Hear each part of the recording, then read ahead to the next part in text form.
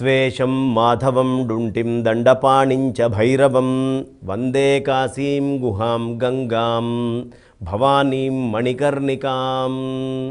మనకి చక్కగా కాశీలో నివాసం ఉండడం, కాశీని తలుచుకోవటం, కాశీని ప్రార్థన చేయటం, కాశీ కాశీ కాశీ అనుకుంటూ నిరంతరం నామాన్ని ఉచ్చారణ చేయటం, దీనిని మించినటువంటి పుణ్యము ఇంకొకటి లేదు. దీంట్లో అనుమానం లేదు. దీనికంటే గొప్పదైనటువంటిది ఇంకొకటి లేదు. ఈ కాశీక్షేత్రంలో ఈరోజుకి అనేక మహాత్మ్యాలు మనకు కనిపిస్తూ ఉన్నాయి. ఏమిటి అంటే ప్రత్యక్షంగా మనం కంటితోటి చూడొచ్చు. కాశీకి ఈరోజు మనం వెళ్ళినా ఈ మహాత్మ్యాలన్నీ కూడా మన కంటికి కనిపిస్తూ ఉంటాయి. ఏమిటి అంటే కాశీలో ఎప్పుడూ ఆ పంచక్రోశాలు అని చెప్తారనమాట. ఆ పంచక్రోశాల యాత్ర దాకా ఒక బాణాకారంలో ఉన్నట్టుగా ఉంటుంది. ఆ పంచక్రోశ ప్రాంతము దాకా కూడా ఎక్కడ ఎట్టి పరిస్థితుల్లో గ్రద్ద ఎగరదు, గ్రద్దలు ఎగరవు. మొత్తము ఎక్కడ చూసినా కాకులు కనిపిస్తూ ఉంటాయి, పెద్ద పెద్ద కాకులు, కానీ గ్రద్దలు ఎగరవు. ఈరోజు కూడా గ్రద్ద ఎగరనటువంటి ప్రదేశం ఆ పంచక్రోశ ప్రదేశము.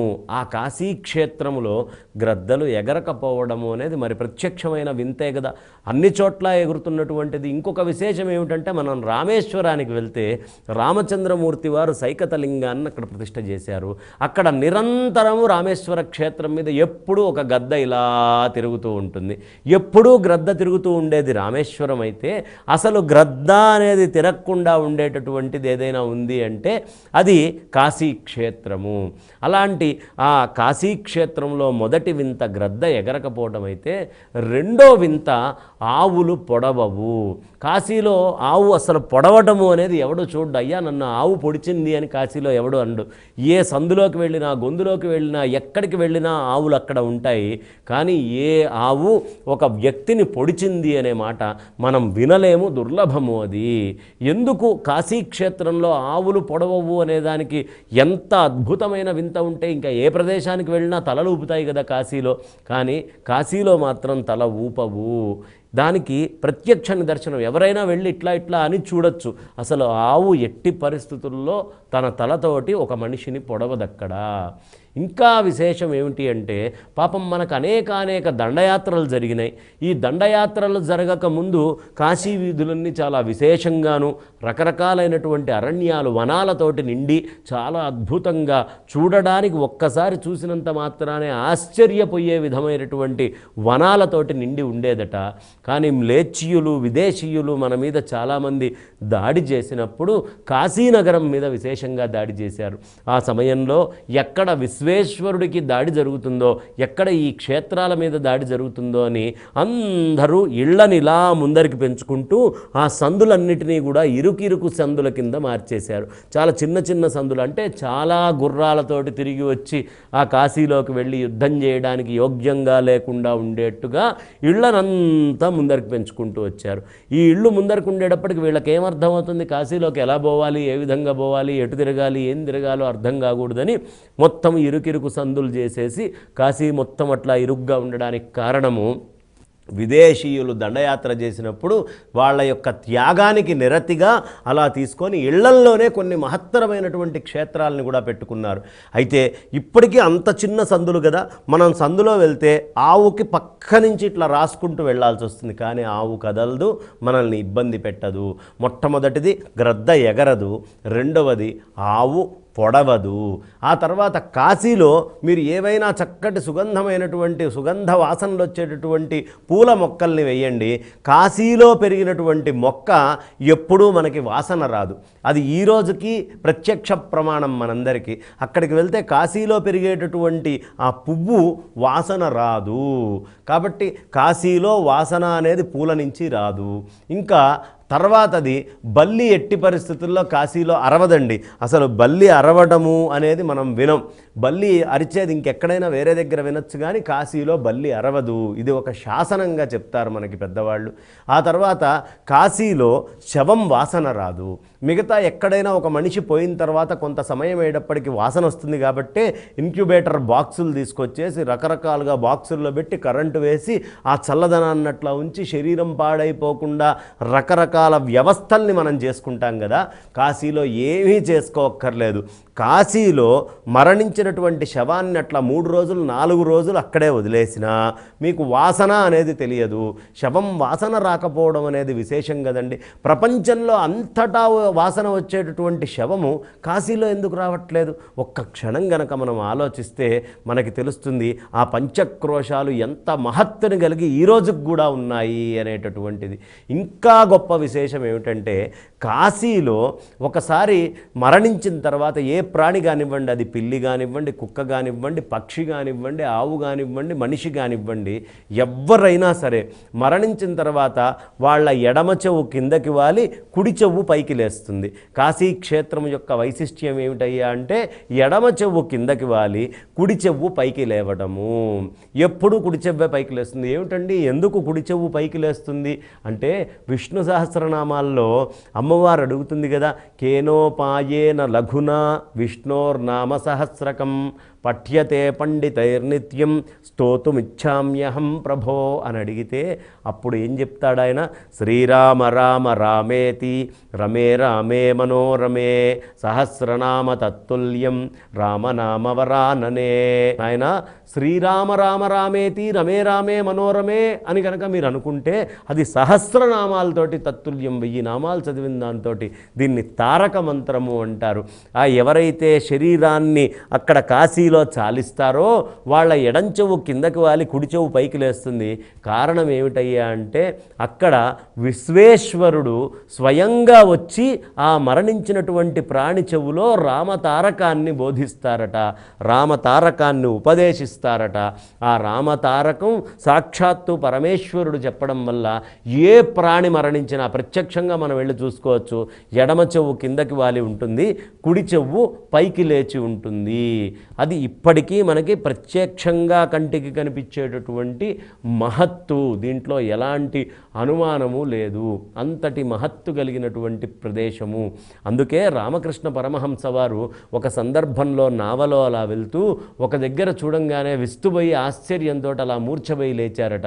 ఏమిటి అంటే విశ్వేశ్వరుడు చక్కగా మరణించినటువంటి ప్రాణికి తారక మంత్రాన్ని బోధించటం నా కన్నులారా నేను దర్శించాను అని ఆయన ఆనందాన్ని వ్యక్తపరిచినటువంటి ప్రదేశము అది. అక్కడ తెలియపరిచారు. కాబట్టి కాశీలో మరణించినటువంటి వాళ్ళకి సాక్షాత్తు ఆ పరమేశ్వరుడే వచ్చి రామతారకాన్ని కుడి చెవులో ఆయన దక్షిణ కర్ణంలో చెప్తారు. కాబట్టి కాశీలో మరణించటము అంటే కాశ్యాంతు మరణాన్ముక్తి అనే పదం ఎందుకు వాడతారయ్యా అంటే విశ్వేశ్వరుడు చెవులో తారక మంత్రం చెప్పడం వల్లనే కాశ్యాంతు మరణాన్ముక్తి అని వచ్చింది. కాశీలో మరణించిన వాడికి ముక్తి తప్ప మళ్ళీ పుట్టడము అనేది లేదు. ఎందుకు ఇన్ని ప్రత్యేకతలు అక్కడ కాశీలో అంటే మనము ఒక్కసారి కాశీలోకి అడుగు పెట్టామనుకోండి, సాధారణంగా ఏ సాఫ్ట్వేర్ ఏ చిట్టా మన పాపాల పుణ్యాల చిట్టా మొత్తము యమధర్మరాజు ముందర కూర్చుండే చిత్రగుప్తుడి దగ్గర ఉంటుందో ఆ చిట్టా మనం చేసిన పాపపుణ్యాల చిట్టా మొత్తము మనం కాశీలోకి అడుగు పెట్టంగానే చిత్రగుప్తుడి దగ్గర మాయమైపోతుందట. ఆ కమాండ్ కీ ఆయన దగ్గర ఉండదు. అది ఎక్కడికి షిఫ్ట్ అవుతుందో ఆ డేటా మొత్తం అక్కడి నుంచి అంటే ఆ కాలభైరవుడు దండపాణి వీళ్ళిరువురు దగ్గరికి వస్తుందట. ఈ కాశీ లోపలికి ఒక్కసారి అడుగుపెట్టిన వాడి యొక్క పాపపు చిట్టా చిత్రగుప్తుడి యొక్క పుస్తకంలోంచి మాయమైపోతుంది. మాయమైపోయి ఆ చిట్టా మొత్తము ఇక్కడ చేరుతుంది.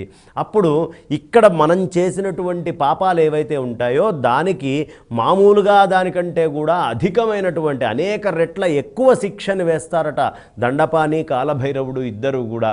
ఎందుకు కాలభైరవుడు శిక్షను శాసిస్తే దండపాణి వేస్తాడయ్యా అంటే ఒక్కసారి శిక్షించిన తర్వాత మళ్ళీ పుట్టాల్సినటువంటి అవసరం ఇంకా ఉండదు. సాక్షాత్తు జీవన్ముక్తినే వాడు పొందుతాడు, దీంట్లో ఎలాంటి అనుమానము లేదు అని చెప్పడం కోసమే శిక్షలు మొత్తము ఇక్కడ అమలు చేయటం జరుగుతుంది. వీడి పాపపు చిట్ట అక్కడ పోతుంది. ఏమండి భగవంతుడంటే కరుణాస్వరూపుడు కదా, ఎందుకండి శిక్షించాలి అంటే దానికి మనం అనేకమైనటువంటి పాపాలు రకరకాలైనటువంటి పాపాలు చేశాం కదా, మరి ఈ పాపాలన్నీ పోవాలా వద్దా? మనం ఒక చొక్కా వేసుకున్నాం, ఈ చొక్కా వేసుకొని బయటికి వెళ్తాం. అంటాం. దీనికి రకరకాలైనటువంటి మరకలు అంటుతాయి. ఈ మరకలు అంటిన తర్వాత మనం ఏం చేస్తాం, ఇంటికి రాగానే మన పట్ల ప్రేమ కలిగి ఈ వస్త్రం పట్ల ప్రేమ కలిగిన వాడు ముందు ఆ వస్త్రాన్ని కాస్త సబ్బులో నానబెట్టి దాన్ని తీసి దాన్ని కొట్టి దాన్ని పిండి రకరకాలైనటువంటి పనులు ఎందుకు చేస్తున్నాం? చొక్కా అంటే మనకేమన్నా ద్వేషమా? కాదు, ఈ చొక్కా మళ్ళీ ఉన్న మరకలన్నీ పోగొట్టుకొని అందంగా తయారవడం కోసమే ఆ చొక్కాని అన్ని రకాల కష్టపెడుతున్నాం.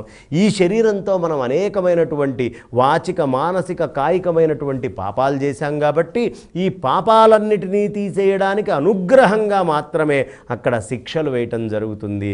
ఆ పాపాల నుంచి ప్రక్షాళన, ఆ మరకలు మొత్తము తీసేసి పరిపూర్ణమైన పరిశుద్ధుడిగా వాడిని తీసుకొని వెళ్ళి కైలాసములో కానీ లేదు అక్కడ విష్ణుమూర్తి యొక్క వైకుంఠంలో కానీ ప్రవేశపెట్టడానికి, అంతకంటే ఉన్నతమైనటువంటి జీవన్ముక్త స్థితిలో వాడిని ఉంచడానికి, ఆ ముక్త స్థితి కావాలి అనుకునేటటువంటి వాడు కాశీ క్షేత్రానికి వెళ్తే ఖచ్చితంగా లభిస్తుంది. కాబట్టే అక్కడ దండపాని కాలభైరవుడు ఇద్దరూ తీసుకొని ఆ శిక్షని సక్రమంగా వేసి మరక ఏమాత్రం మిగలకుండా జీవన్ముక్త స్థితిని మనకు అనుగ్రహిస్తారు. కాబట్టే ఎప్పుడైనా సరే మనం కాశీకి వెళ్తే ఆ డుంటి గణపతిని దర్శించుకుంటామే, అలాగే విశ్వేశ్వరుణ్ణి మాధవుణ్ణి దర్శించుకుంటాం కదా. ఈ అన్ని దర్శనాలతో పాటు దండపాణించ భైరవం అంటారు. దండపాణిని భైరవుణ్ణి కూడా దర్శించుకోవాలి. అందుకనే దానికి గుర్తుగానే మనం అక్కడికి వెళ్ళినప్పుడు ఒక కర్ర తీసుకొని ఇట్లా ఈపు మీద కొడుతూ ఉంటారు. ఆ కర్రతోటి ఎందుకు కొడతారా అంటే దానికి కారణం అదే. అక్కడే శిక్ష పడిపోయినట్టు మనకి కర్రతోటి.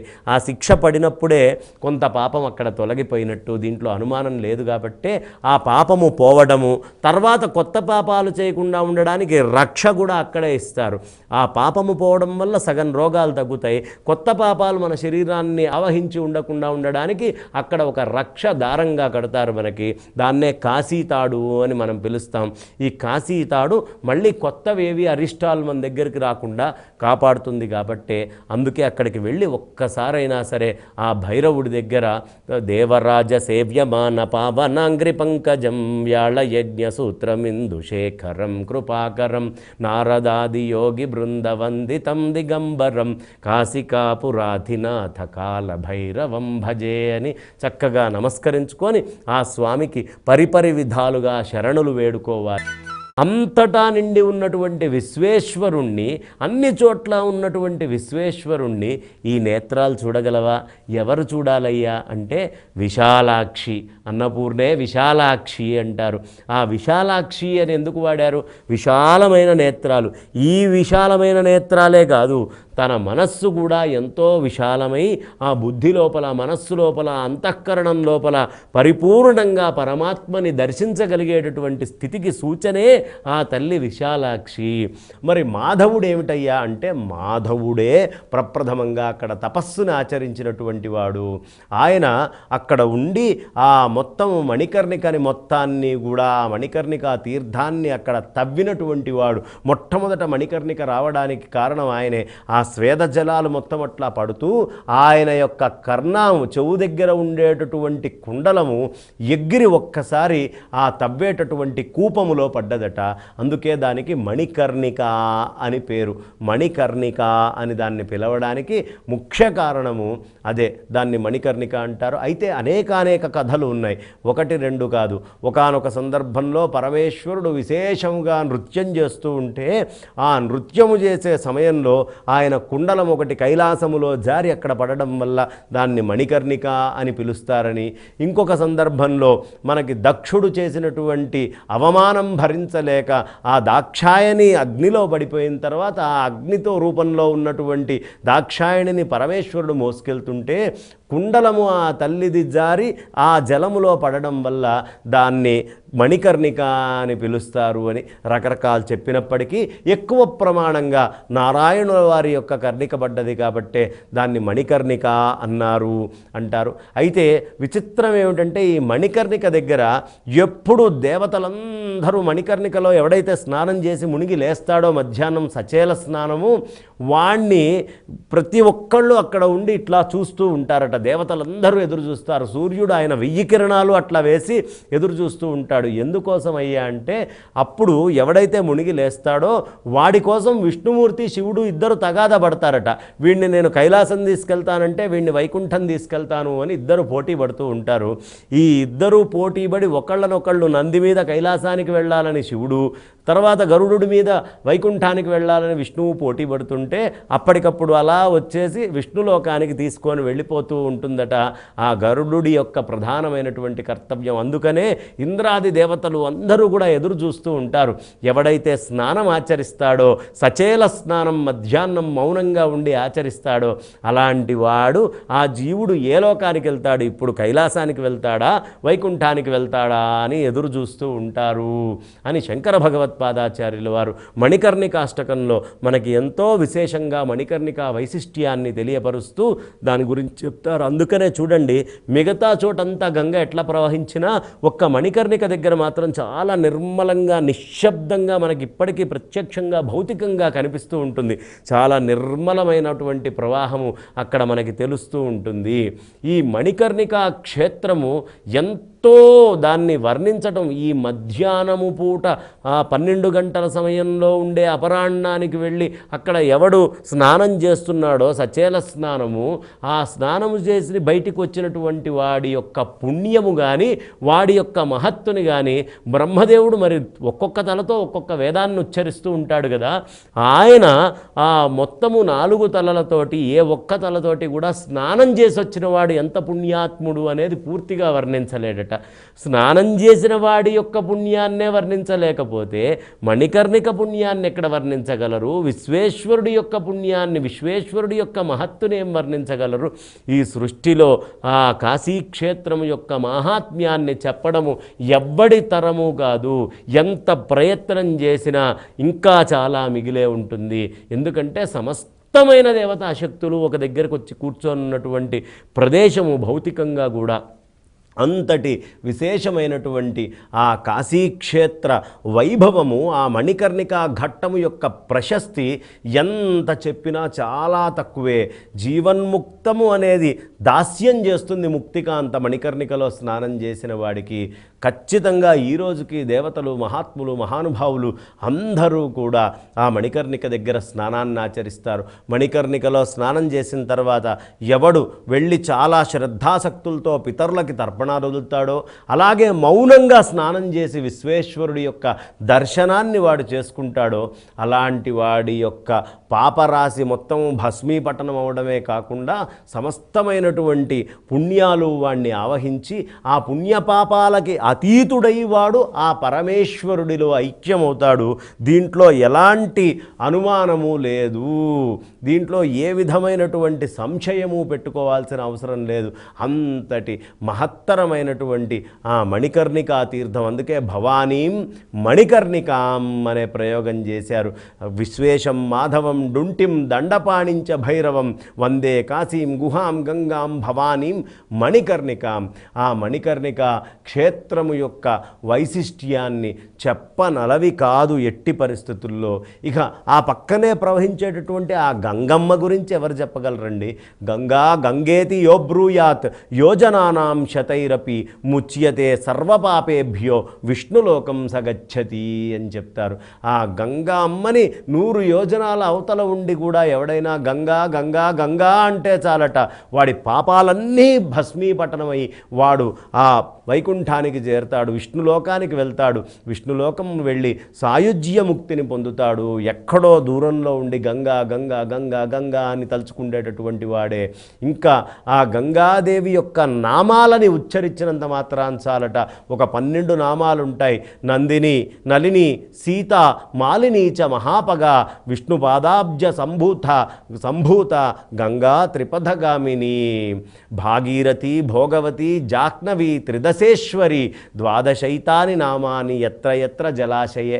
ఎప్పుడైనా సరే ఎక్కడ నీళ్లు మనకు కనిపించినా, ఏ చిన్న జలాశయం కనిపించినా, కాసిన నీళ్లు మనం పట్టుకున్న ఈ 12 నామాలని గనక మనం తలుచుకుంటే ఎత్ర ఎత్ర జలాశయే, మనం ఎక్కడైతే ఈ జలాశయాలు ఉన్నాయో మన యొక్క సమస్తమైన పాపాలు కూడా అక్కడ భస్మీపటనం అయిపోయి తీరుతాయి. దీంట్లో ఎలాంటి అనుమానము అక్కర్లేదు. గంగ అక్కడికి ఆవహించేస్తుందట.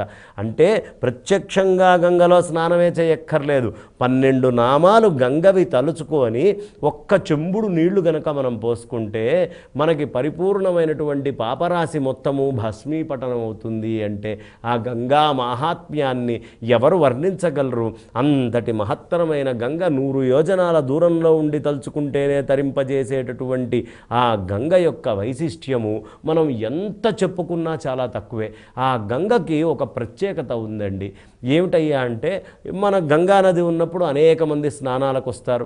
ఎక్కడెక్కడో ఉండేటటువంటి రాణులు, రకరకాల వాళ్ళు వస్తారు. సరే, అక్కడ ఒక ఋషి అలా కూర్చొని తపస్సు చేసుకుంటున్నాడు. ఒక మహానుభావుడు ఇంద్రియాలన్నిటినీ జయించి తాను లోపలే అంతర్ముఖమైనటువంటి ఆనందాన్ని అనుభవించేటటువంటి వాడు, విశ్వేశ్వరుణ్ణి సదా సర్వదా ఆయన హృదయంలో పెట్టుకునేటటువంటి మహానుభావుడైనటువంటి ఒక యతీశ్వరుడు, ఒక ఋషి, ఒక యోగి అక్కడ కూర్చొనున్న సమయంలో రాణులు చాలామంది అక్కడికి స్నానం చేయడానికి వచ్చారట.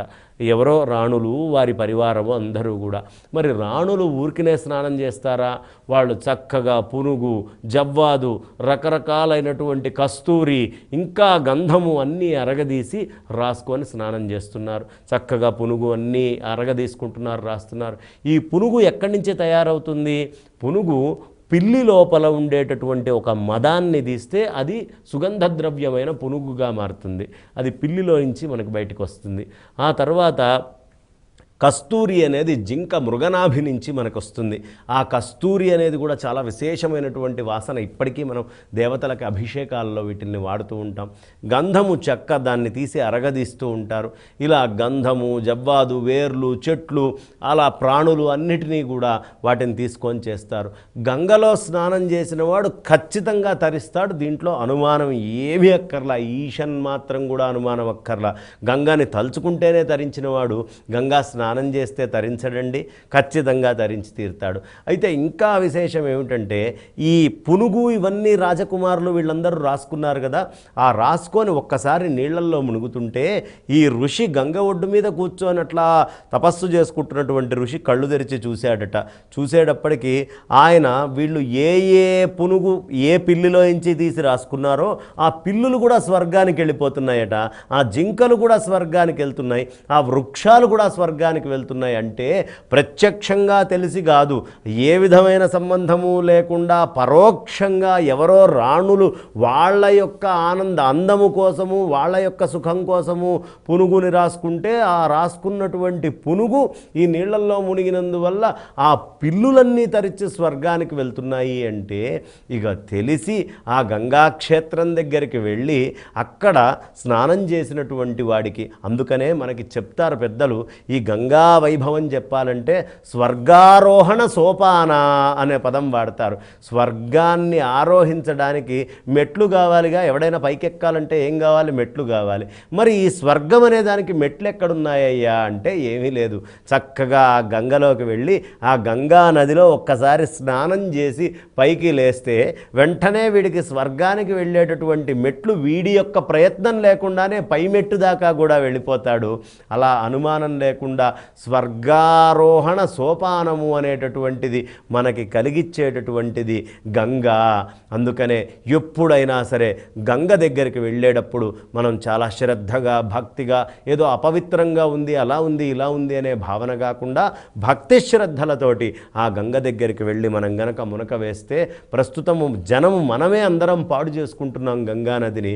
అనేకమైనటువంటి కల్మషాలన్నీ కలిపి ఆ తల్లి ఎప్పుడూ నిత్యము పవిత్రంగానే ఉంటుంది. అలాంటి పవిత్రమైనటువంటి ఆ గంగానది, ఈ నిర్మలమైనటువంటి గంగానది వెళ్ళి సముద్రంలో ఎలా కలుస్తోందో అలా స్నానం చేసినటువంటి మనల్ని పరమాత్మలో ఐక్యం చేస్తోంది, పాపరాశులన్నిటి నుంచి దూరం చేస్తోంది. కాబట్టి ఆ మహత్తరమైనటువంటి గంగాస్మరణని మనం నిరంతరం చేసుకోవాలి. ఒక్క గంగనే స్మరించటం కాదు, గంగ లోపల ఉండేటటువంటి ఆ అద్భుతమైన పక్షులు ఏవైతే పైన వాళ్తూ ఉన్నాయో, లోపల ఉండేటటువంటి కప్పలు చేపలు ఇవన్నీ కూడా మనం నమస్కార యోగ్యమైనటువంటివే. ఎంతో జన్మాంతర పుణ్యం ఉంటే తప్ప ఆ గంగా నది లోపలికి అవన్నీ ప్రవేశించట్లేదు. కాబట్టి ఆ కాశీ వాసము ఉండి ఆ కాశీలో ప్రవహించేటటువంటి వైభవమైనటువంటి ఆ గంగని విశ్వేశ్వరుణ్ణి దర్శించడానికి అనేక జన్మల పుణ్యం ఉంటే తప్ప సాధ్యం కాదు అని చెబుతూ ఆ గంగకి ఒక్కసారి నమస్కరిస్తూ నా వాణికి విరామాన్ని ఇస్తున్నాను. స్వస్తి.